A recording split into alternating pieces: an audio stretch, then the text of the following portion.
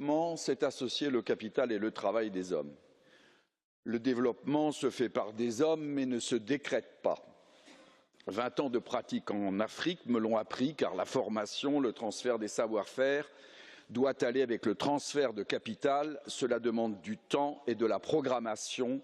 Le vrai développement s'organise, il se planifie et se finance pour un retour sur investissement à long terme qui ne répond pas à la loi du marché et de la concurrence généralisée, qui n'a que des perspectives à court terme et donc n'investit pas dans le capital humain. L'Europe et l'Afrique ont en commun d'avoir été victimes d'une austérité imposée par la dette et donc par la finance, qui a pris le dessus sur l'économie réelle, l'économie humaine qui fait le développement. L'Afrique par le FMI à partir de la crise des dettes des années 1980 et l'Europe à partir de la crise des dettes souveraines suivant la crise bancaire de 2007-2008. Nous devrions nous rappeler le jubilé juif qui remettait les dettes tous les 50 ans pour retrouver le sens humain de l'économie.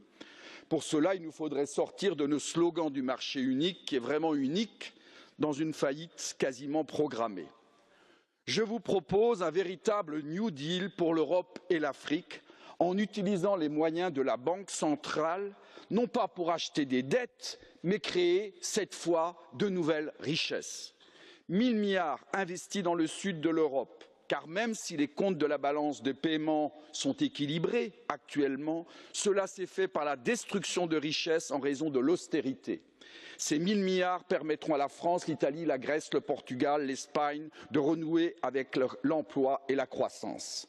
500 milliards pour l'Afrique et le Moyen-Orient. La création de richesses dans ces pays est indispensable si nous voulons arrêter l'immigration de pauvreté et faire que les hommes aient le droit de vivre et de se développer chez eux.